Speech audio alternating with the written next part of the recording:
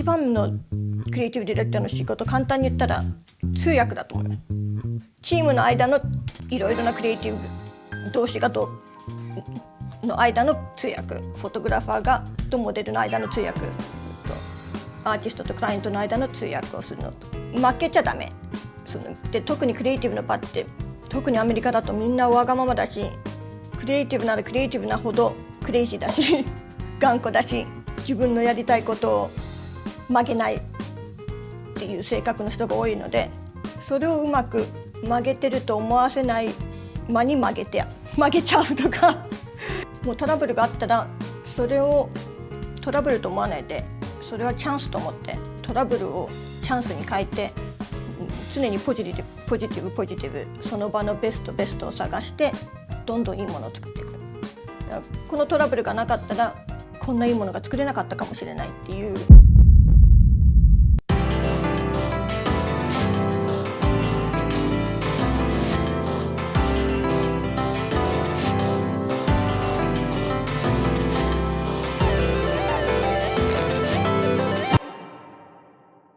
クリエイティブディレクターになりたいあなたへ、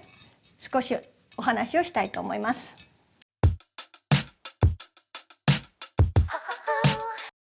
まずクリエイティブディレクターって、幅が広い言葉なので、初めからクリエイティブディレクターになるっていう人は少ないと思うんですよね。いろんな分野のいろんなクリエイティブの場から出てきて、最後はクリエイティブディレクターにたどり着くっていう人の方が多いと思うので、初めからクリエイティブディレクターのアシスタントとしてすぐにクリエイティブディレクターになるっていうケースよりも、初めは自分の興味のある好きなことから、身近なところでクリエイティブの脳をトレーニングして、いろいろなクリエイティブな吸収をして引き出しをいっぱい作って、そういうケースの方が結果的にはいいクリエイティブディレクターになれると思うんですよね。いろんなことを知ってて、いろんなことを愛して、もうとにかくいろんなところから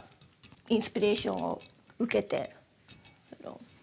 スタイリストだったらスタイリストからクリエイティブディレクターになったり、デザイナーからなったり、それはいろんなところからいろんな道を通ってきたクリエイティブディレクターの方が幅が広いし、面白いものを作れると思います。現場ではアートディレクターだとか、フォトグラファーディレクターいろいろいる。一番、日本ではどうか分かんないけど、向こうでは一番のボス、一番トップで全部をまとめる役、最終的決定権は全部クリエイティブディレクターだし、一番初めのコンセプトだとか方向性もクリエイティブディレクター。クリエイティブディレクターで始まって終わる。で、間の細かいところはスペシャリストに任せる。カメラはカメラのプロに任せる。フォトはフォトのプロに任せる。全部をまとめる役。必要な能力はクリエイティビティ、まず。あとは人を引っ張る能力、コミュニケーション力。コミュニケーションが一番大事ですよね。頭の中でやりたいことがいくらあっても、それをみんなに伝えられなきゃ意味ないので、結構アーティストの方はそのコミュニケーションが下手なので、そのアーティストの通訳もやるし、こっちに引っ張ってったり向こうに引っ張ってったり、細かいことっていうよりも全体の大きなことを見れて、先を読めて、人をまとめられて、現場では必ずトラブルがあるし、いくらプランしても絶対に何かがうまくいかないし、その場ですぐに対応できる、それも大事ですよね。一般の世の中より一歩先に進んでないと、アバンギャルドのことを考えてないと成功できないし、人を説得する、その能力が大事かな。説得力。みんなを自分のやりたいことを無理やり引っ張っていくんじゃなくて、みんなも同じゴールにたどり着きたがらせる。みんなも同じパッションを持ってそのゴールに目指していけるような場を作る。大きな目でいろんなことを見れると、フレキシビリティがすごく大事だから、初めからこうしたいって決めてて、そのようにいかないとそのパニックってるような性格はダメ。他にいろんな経験をして他のクリエイティブな分野で経験を積んだ上である程度のレベルにいったらクリエイティブディレクターのに卒業できるっていうか、私の場合は相手によってコミュニケーションの仕方を変える。みんながみんな同じふうに物事考えるわけでもないし、表現の仕方も違うし、性格の差もあるし、一番相手を読んで一番相手に分かりやすいように説明できることが大事だし、一番相手をエキサイトさせる、その人の一番情熱ポイントを探してそれを狙って相手も一緒に楽しめるように、無理やりスタッフっていうかチームを無理やり引っ張っていくとうまくいかないし、でやっぱりクリエイティブなものはみんながハッピーでみんながすごいエキサイトしながらいいもの作りたいよねっていう方が絶対いいもの作れるし、場を盛り上げるじゃないけど、そういう明るさは必要だと思います。やっぱり常に勉強してることですね。時代は常に変わってるしトレンドも変わってるし、常に何をしててもその業界のリーダーが何をしてるか勉強してないと、先を読むって言ったって今のポイントがどこか分からなきゃ先がどこかも分からないし、常にいろんなことを吸収してることが大事だと思います。例えばファッションとかやるのでもファッションだけを見てちゃいいもの作れないし、クリエイティブなものは何か共通点、クリエイティビティの共通点っていうのはあると思うので、アートでも音楽でも建築でもファッションでもいろいろなものを見て学んで吸収して引き出しいっぱい作って、引き出しがいっぱいないとクリエイティブなものは生めないと思うんですね。先すぎてもいけない、先すぎても失敗しちゃうし遅くても失敗しちゃう。結構アーティストっていうのはすごくいいアーティストは先すぎるケースが多い。それをちょっとワンステップバック行こうよっていうのもクリエイティブディレクターの仕事だし、こっちが一歩遅れてたらもう一歩早く行こうよっていうのと、もう一歩ゆっくり行こうよっていうのと、あとアーティストは自分の頭の中の世界で生きてる人が多いので、それを一般の世の中に伝えていかなきゃいけない。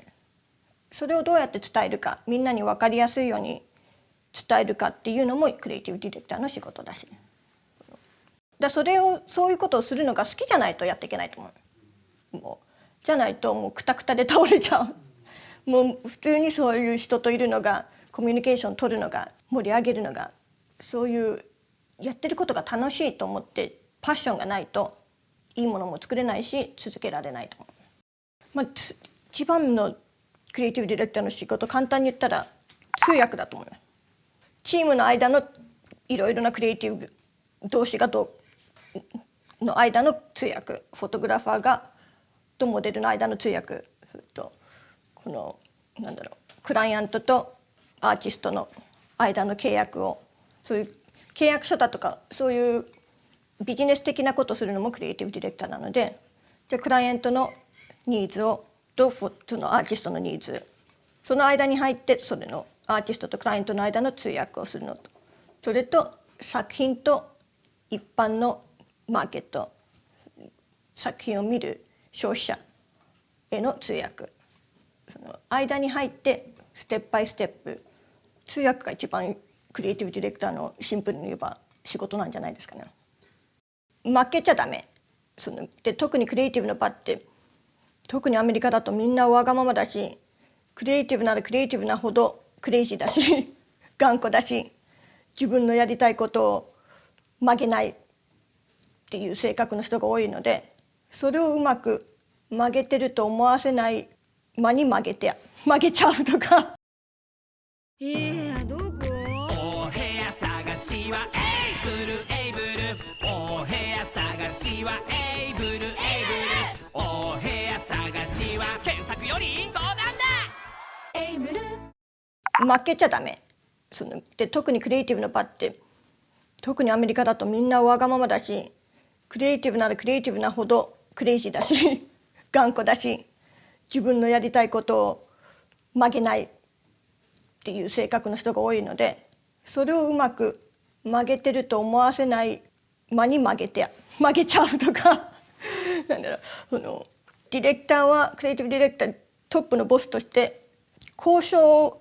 は常に交渉してうまく交渉してみんなを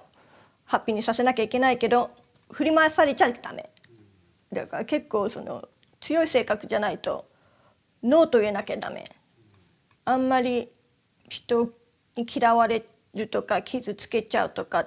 あんまり気にしすぎてもできない。ボスはボスとしてしなきゃいけないことがあるっていうか、判断しなきゃいけない時はあんまり弱気じゃダメなのよ。もうトラブルがあったらそれをトラブルと思わないで、それはチャンスと思ってトラブルをチャンスに変えて、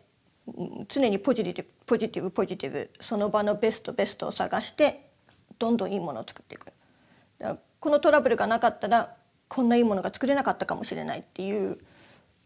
ふうに最終的に思えるように、トラブルをきっかけだとかチャンスに変えていくのが、大事だと思います。お部屋探しはエイブルエイブル、お部屋探しはエイブルエイブル、お部屋探しは検索より相談だ。エイブル